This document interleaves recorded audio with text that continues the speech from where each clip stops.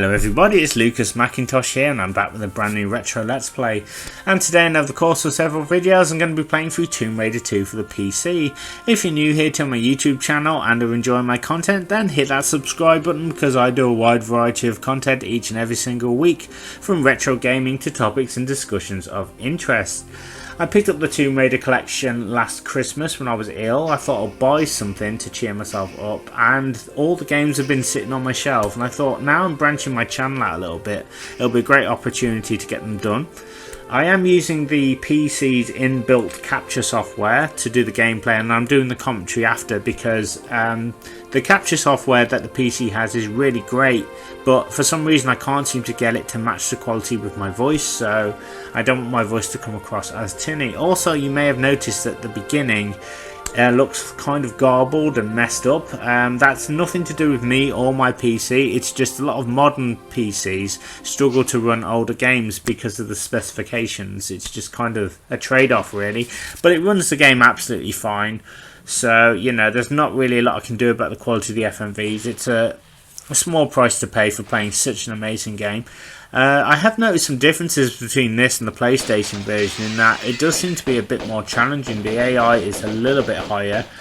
Most of the time you can still fool the enemy and stuff, but I do seem to lose a lot of health quite quickly. It's really bizarre. So we're going to start up the game now, and we're starting off on the Great Wall of China. In this game, Lara is trying to get a dagger before a religious cult gets it and hands it over to their leader, Marco Bartoli. The dagger is the dagger of Xian, and whoever plunges it into their heart gains tremendous power, as you've seen in the beginning FMV sequence. So we're starting off on the Great Wall, as I said, and here we go. Absolutely gorgeous level on PC. I mean, nowadays a lot of games would easily blow this out of the water, but you've got to think back to the 90s. You know, this was cutting edge, and it's still playable now. Tomb Raider 2 is. You can see that it moves on the block system, which was kind of Tomb Raider's the way Tomb Raider did 3D. So Lara moves in cubes. Whenever she wants to jump across the platforms, it's done in a square pattern. So the whole level is made up of these blocks.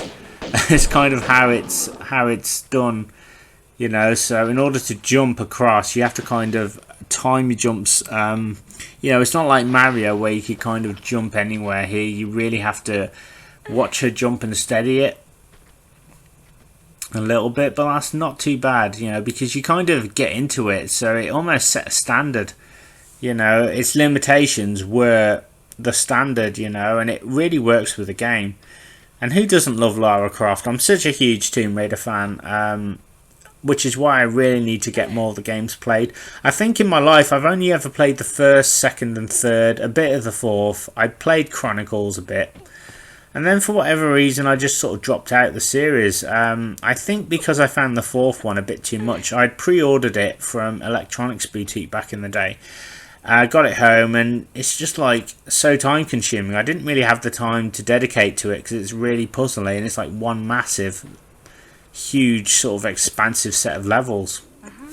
But Tomb Raider 2 will always be a favourite because it was the first game of the series that I really sort of got into. So I'm going to climb up here and climb up again.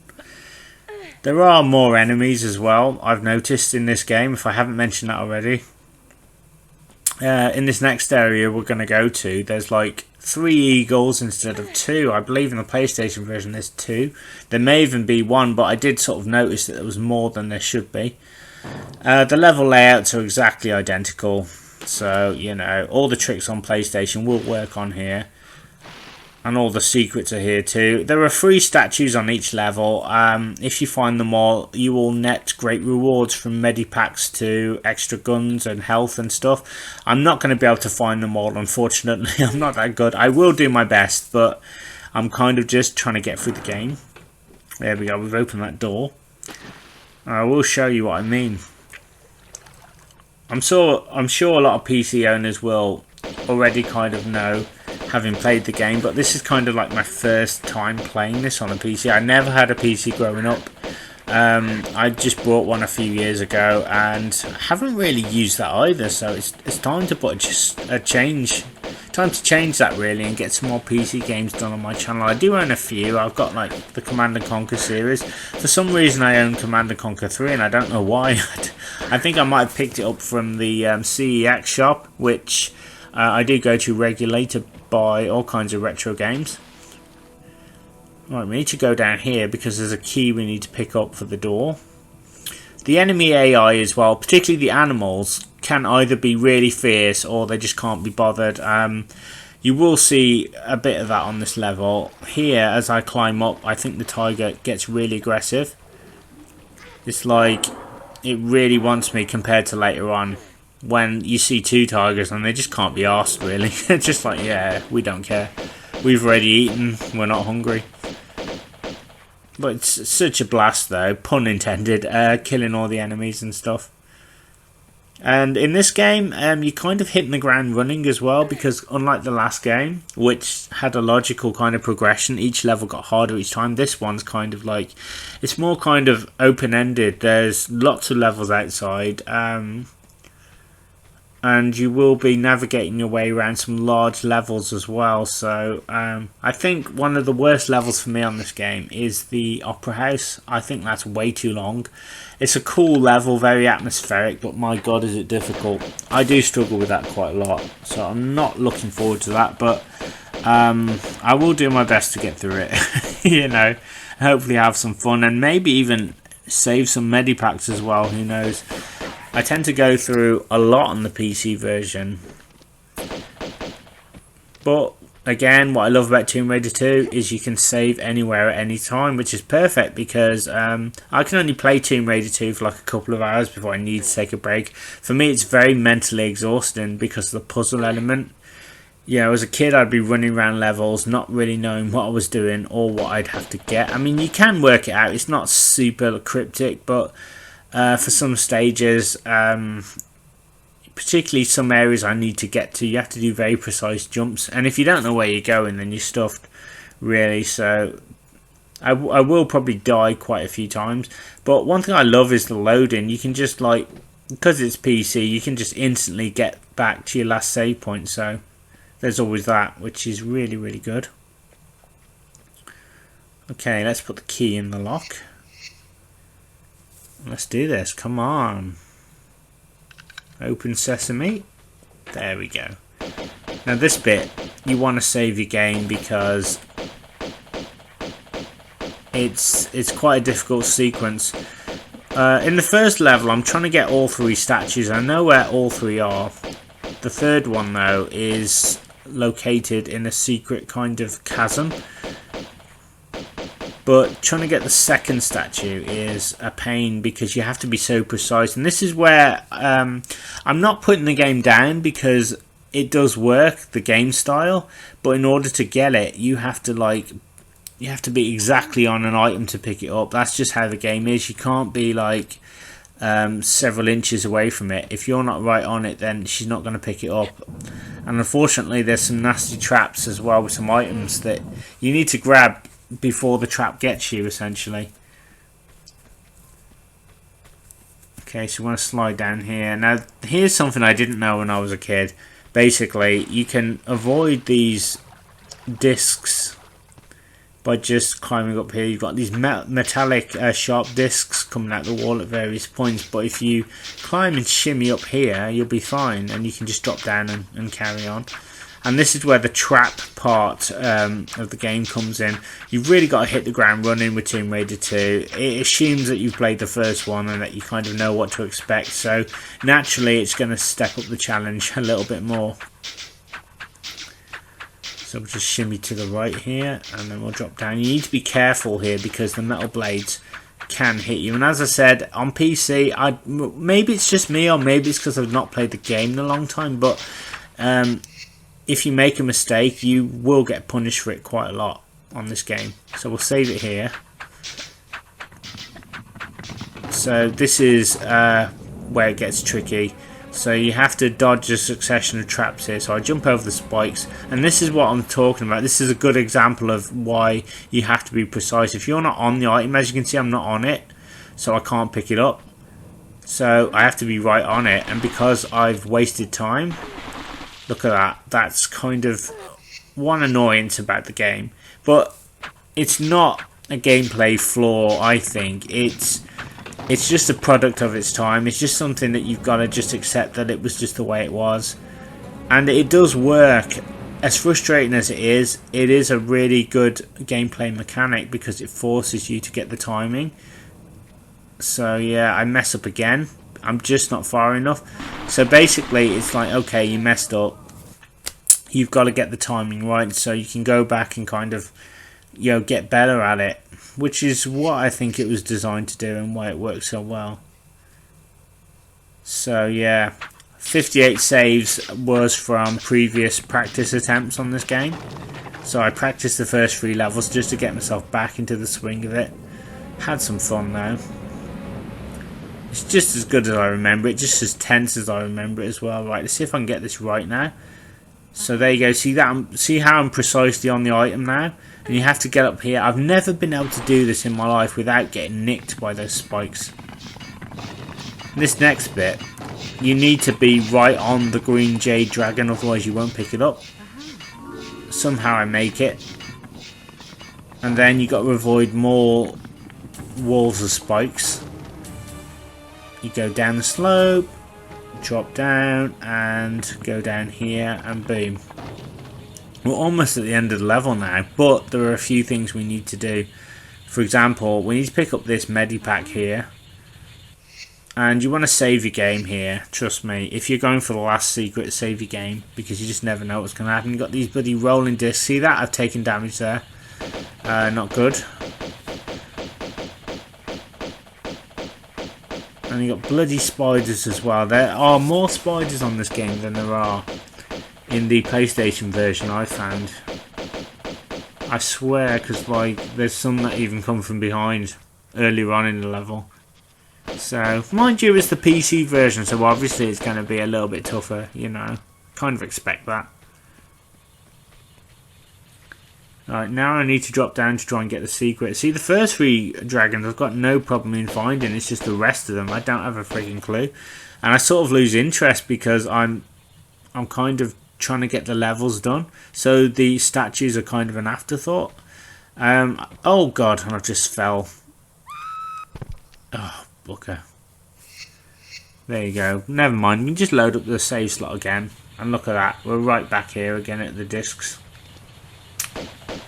So yeah, I'm really rusty at this, as you can see, and obviously I'm playing on a, I want to say it's a PC PS2 pad. I've mapped the buttons exactly, or as close as you would to playing on the PlayStation, basically, and it does work really well. The only thing is, it doesn't have enough buttons, so I've had to map shimmy to the right.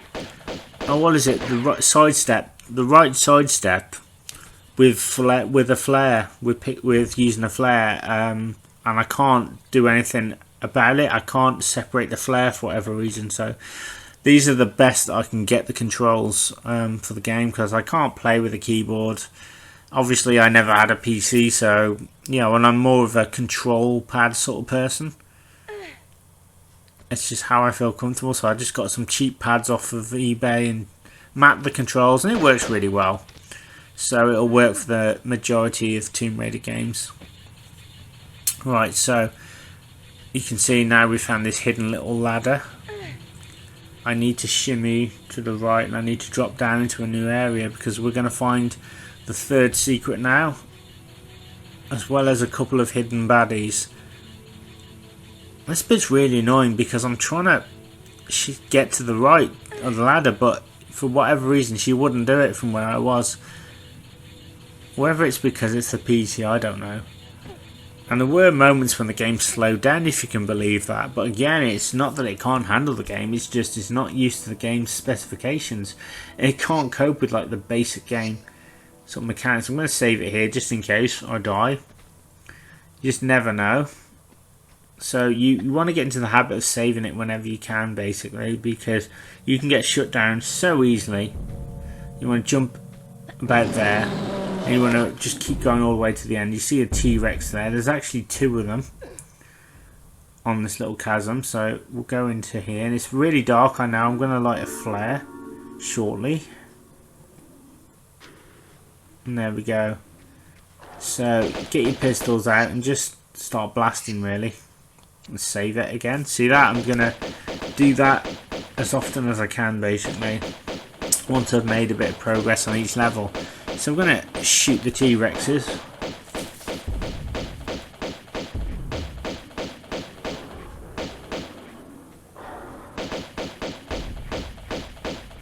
Come on, come on. They do take a while to go down. I mean, I can use like the grenade launcher, which I've just got, but I don't really want to waste ammo that early on in the game. The problem is, though, it's a tricky one, because the game gives you all this cool ammo and you think, great, I'm going to save it up for when I get the bigger guns, but a lot of the enemies later on are more challenging, so you're going to be using your other weapons. It's either that or just die, basically. So that's just the way that it is, and as I said, this is more challenging than the PlayStation version, so I'm going to lose a lot more health than I ever did on that version. Right, I think I've got them now. Yeah, I think that's it. So they're both toast. So that was a nice little surprise. So now we're going to go up. We're going to go back to the zip line now. So we go back for the cave, and it is a bit dark, so we'll light a flare. And then we'll just back off, and we'll do a jump up here. We'll just pop up the ladder. Like so. If I can just get up there, that would be nice. Come on, let's get up there. Let's do this.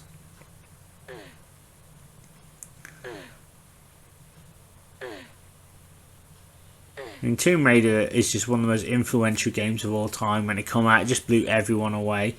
You know, because like, it's hard though when you got a character such as Mario and Zelda and stuff, and like a lot of people and developers in the past had tried to create a video game hero. Some succeeded, some failed, but Lara Croft was like, it was like something we'd never seen. It was like he took all the best parts of those past video game characters and just melded them into one, into this Indiana Jones, you know, soft-spoken babe who can just blast you with the guns and goes off questing for artifacts and stuff. How cool was that? Okay, we drop down here. Check it out, we're literally back where we started. I'm just firing my guns just in case there's any more bloody spiders. I'm pretty sure I took them out when I got to this area the first time, but you just never know. I think that should do it. Right, okay.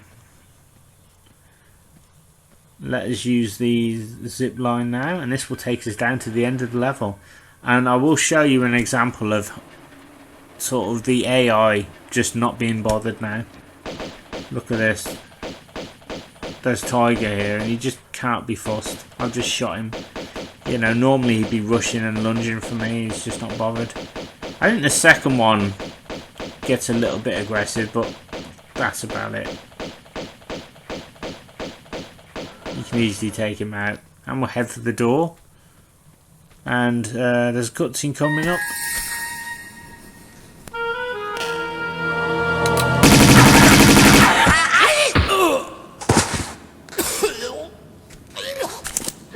Pardon me, if that was just your way of trying the doors for me. With a Tommy gun on my keyring. Though not anymore. So after you.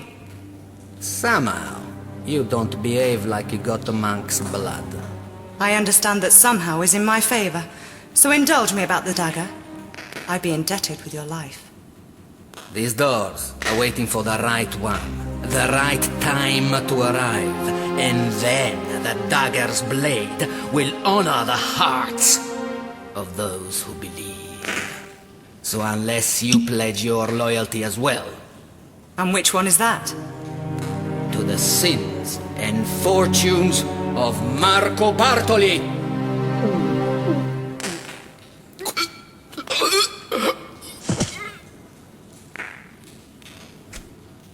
Perhaps not just yet, then.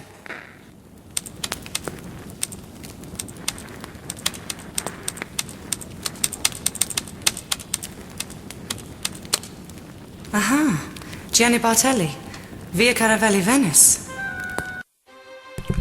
So there you go guys, that is the Great Wall done, the first level. All that's left to say is thank you very much. This has been Lucas Macintosh. Thank you so much for taking the time to watch one of my retro Let's Play videos, I really appreciate it. If you're new here to my YouTube channel and are enjoying my content, then subscribe, because I do a wide variety of content each and every month on my channel, from retro gaming to topics and discussions of interest. In the next video I will be doing Venice, and it's kind of quite a change to the claustrophobic Great Wall, and we'll be sort of going around the world doing more exploring after that point as well. So we kind of spend a bit of time in Venice and then we go to an oil rig, even into the snow as well. Some really cool levels coming up later on. Don't forget to check me out on Twitter at DodgeThisGame for all the latest happenings on my YouTube channel, and I'll see you next time for some more Tomb Raider 2. Take care of yourselves.